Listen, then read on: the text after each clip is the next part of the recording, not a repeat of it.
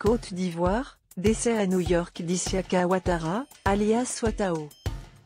Souffrant du diabète, le colonel-major Isiaka Ouattara, dit Ouattao, est mort dimanche à New York où il était soigné depuis plusieurs semaines.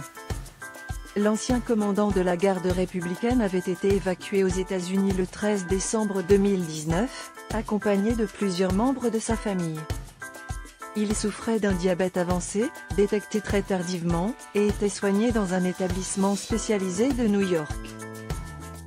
C'est dans cette ville qu'il est décédé dimanche 5 janvier en début de soirée, a appris Jeune Afrique de sources sécuritaires. Fin décembre, la rumeur de sa mort avait déjà enflammé la toile ivoirienne. Malgré sa maladie, Ouattao avait été promu colonel-major le 18 décembre. En mars 2019, il avait quitté son poste à la garde républicaine pour le commandement des unités rattachées à l'état-major général des armées. Isiaka Ouattara était le plus célèbre des anciens commandants de zone, les principaux chefs de la rébellion des Forces Nouvelles, FN.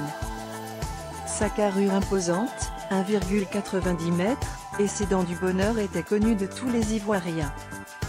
Charismatique, bling bling, affublé de nombreux surnoms, Whisky, Sahabele Bele, Gros Serp, en malinqué, Ouattao a longtemps défrayé la chronique. L'un des maîtres de Bouaké. En 1999, Sekoulango, originaire de Doropo, une commune située dans l'extrême nord-est du pays, avait été arrêté après le coup d'État du général Robert Gaye. 2 ans plus tard, il s'exile au Burkina Faso, d'où sera créée la rébellion. Ouattao deviendra l'un des maîtres de Bouaké, sa capitale.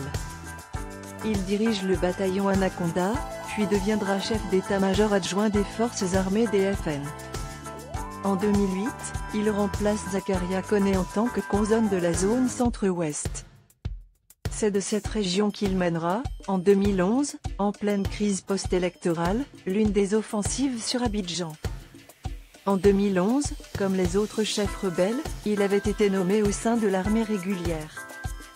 Il fut d'abord commandant en second de la garde républicaine, chargé notamment d'assurer la sécurité du président de la République, puis, en 2013, commandant adjoint du Centre de coordination des opérations décisionnelles, SECDO, une force mixte de près de 800 hommes chargés de sécuriser Abidjan. 1 an plus tard, il avait été débarqué et envoyé à l'Académie royale militaire de Ménès, au Maroc.